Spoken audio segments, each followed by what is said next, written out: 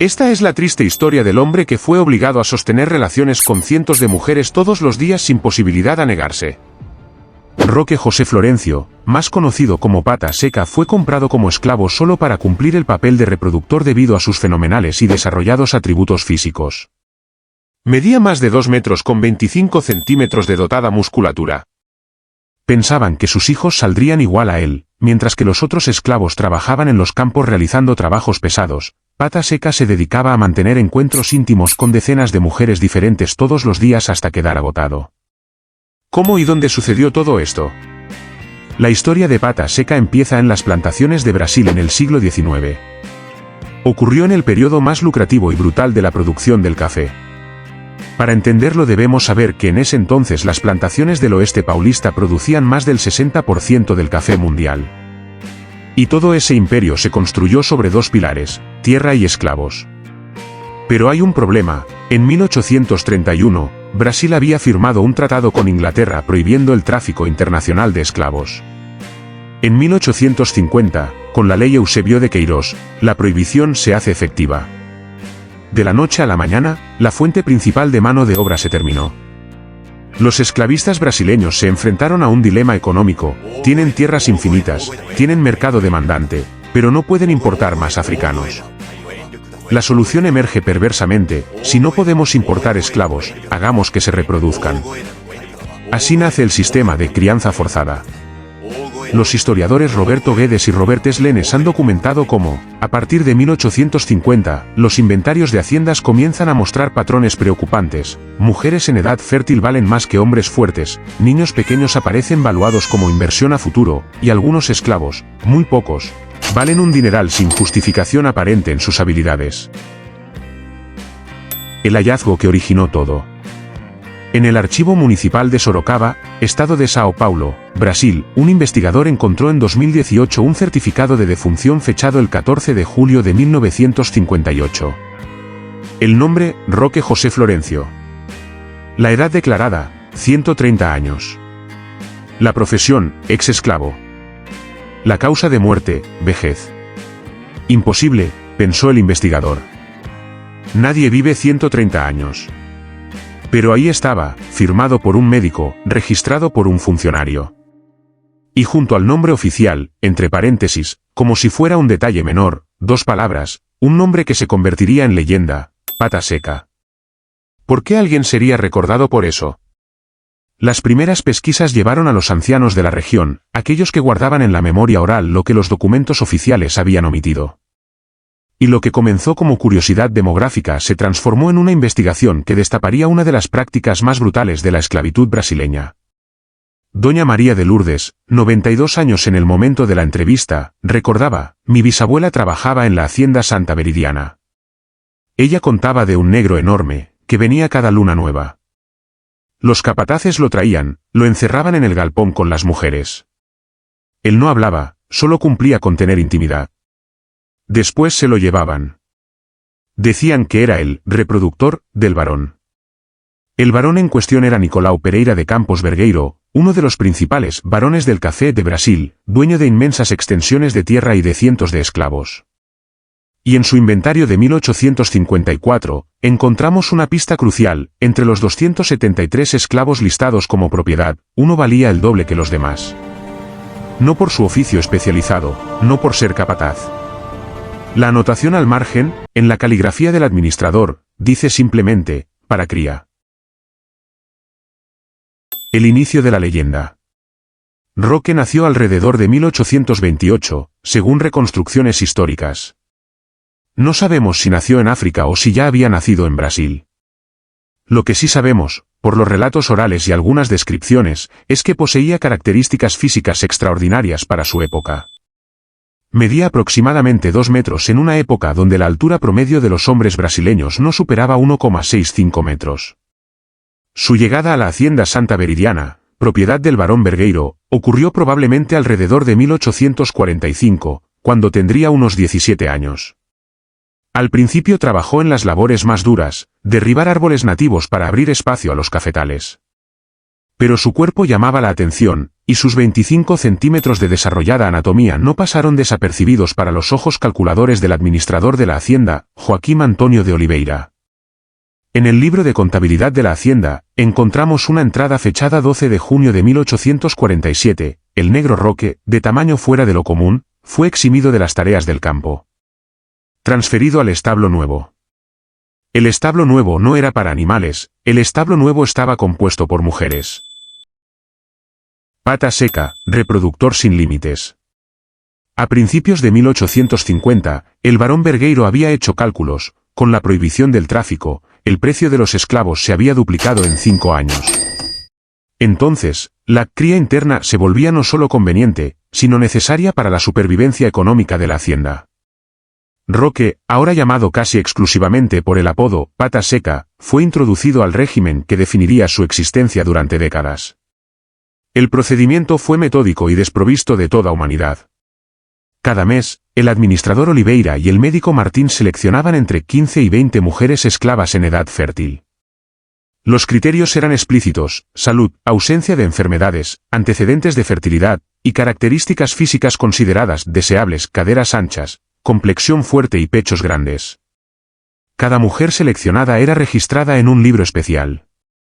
Se anotaba su nombre, edad, fecha de última menstruación, y si ya tenía hijos. Se les asignaba un día específico del mes para estar con Pata Seca. Los días previos a su encuentro con Pata Seca, las mujeres recibían ración alimenticia extra para fortalecer. También se las eximía de trabajos pesados.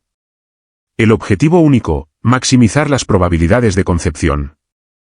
El encuentro ocurría en un cuarto especial construido detrás de la casa del administrador. No era una habitación, sino más bien un espacio funcional: una cama grande fija al suelo, ventanas altas que no permitían ver hacia adentro, piso de cemento fácil de limpiar. No había intimidad, no había voluntad, no había deseo. Solo función biológica. El médico o el administrador permanecían fuera, pero según relatos de mujeres que sobrevivieron y contaron a sus descendientes, a veces observaban a través de una rendija. No por voyeurismo, sino para verificar la efectividad del acto. Después de cada encuentro, se anotaba en el libro la fecha, la mujer y observaciones. Si la mujer no quedaba embarazada en 3 meses de intentos, era retirada del programa y reemplazada. Pata Seca no tenía opción. Al principio, intentó resistirse. El castigo no era físico, no podían dañar la mercancía, sino psicológico. Lo encerraban en completa oscuridad, sin comida, hasta que aceptaba su deber. Después de unos meses, según se atestigua en el diario del administrador, Pata Seca ya no resiste. Hace el servicio como un animal bien entrenado. Se calcula que Pata Seca tuvo entre 15 y 20 encuentros por mes, según la época del año. Evitaban los meses de cosecha intensa cuando necesitaban a las mujeres trabajando. Alrededor de 1855, la fama de Pata Seca comenzó a extenderse entre los hacendados vecinos.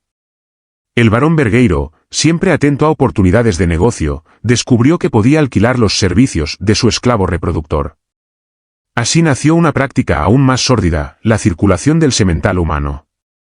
Los registros de correspondencia del barón, preservados en el archivo del Instituto Histórico y Geográfico de Sao Paulo, muestran cartas como esta, fechada 3 de mayo de 1856.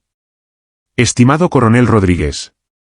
En respuesta a su solicitud, le informo que puedo prestarle mi semental por un periodo de 30 días. El costo será de 500.000 reis, incluyendo alimentación especial y la supervisión de mi gerente. Le garantizo al menos 20 montas durante este periodo. Las crías serán de su propiedad, pero tendré el derecho de primera compra si desea venderlas en el futuro. Atentamente. Barón Vergueiro. La transacción era clara: 500.000 reales por un mes de servicios. El equivalente a un esclavo adulto.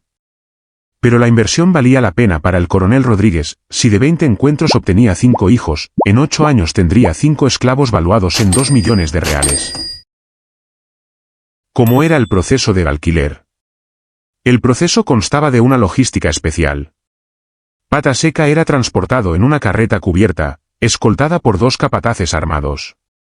No por miedo a que escapara, después de años de condicionamiento, según relatos, ya no consideraba la fuga, sino para proteger la inversión. En la hacienda de destino, preparaban una habitación similar a la de Santa Veridiana. A veces, si el hacendado era especialmente próspero, incluso mejor, con piso de madera, ventanas con rejas decorativas.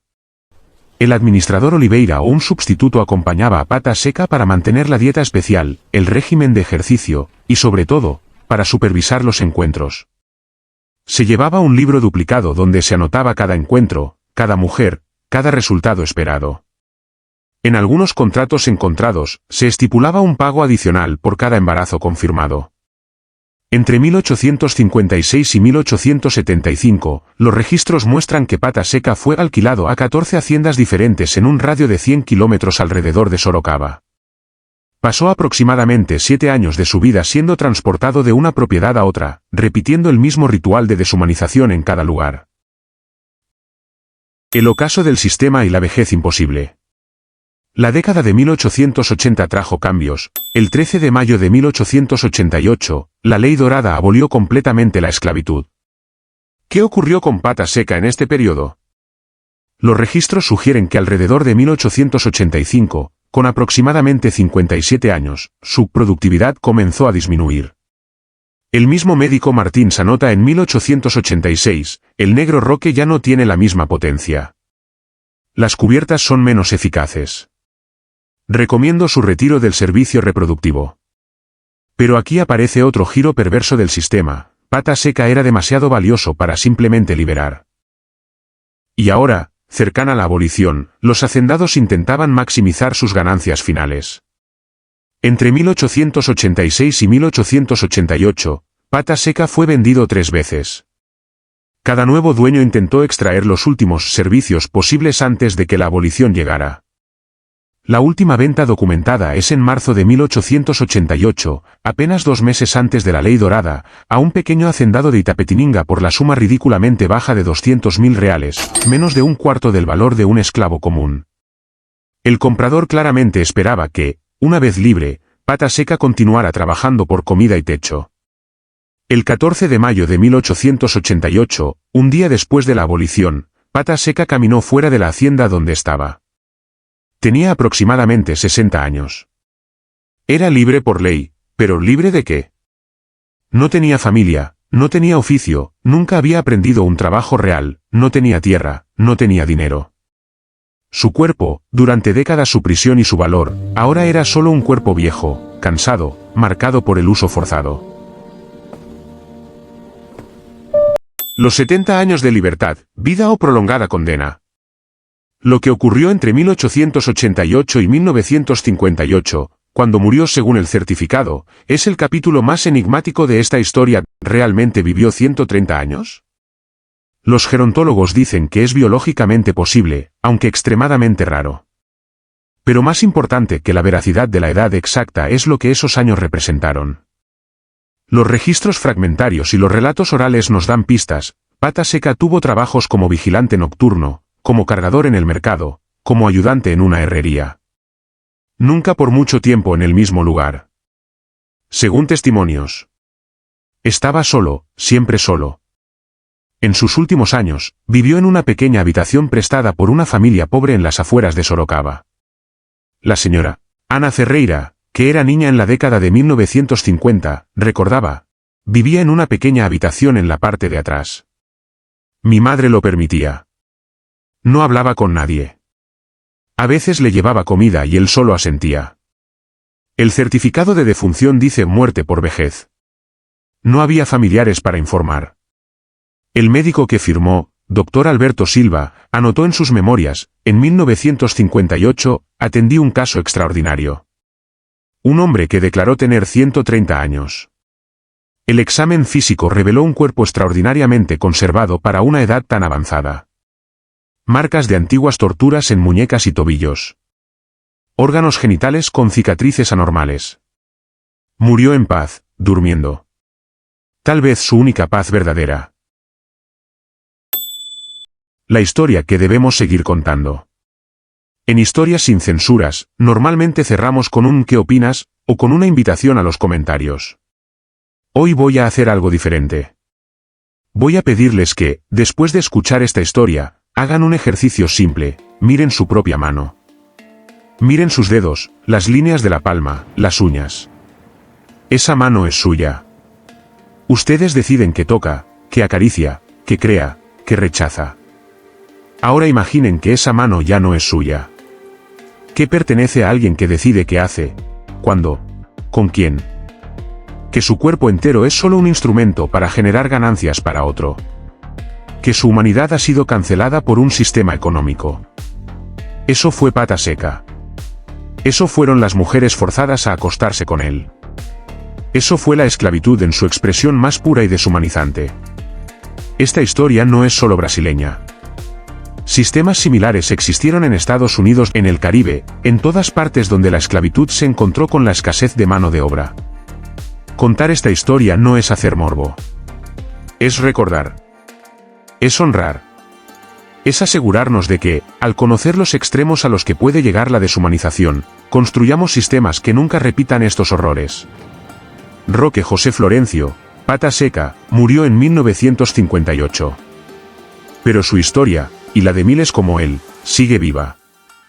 Y nos habla desde el pasado con una pregunta incómoda: ¿realmente hemos dejado atrás la idea de que unos cuerpos pueden ser usados, alquilados, optimizados para beneficio de otros? La respuesta, queridos espectadores, está en el mundo que construimos cada día. Si esta historia les llegó, si les removió algo, compartan este vídeo. No para hacer viral el sufrimiento, sino para hacer visible una verdad incómoda. Suscríbanse para más historias que, sin censura, nos enfrentan con lo mejor y lo peor de lo que podemos ser como humanidad.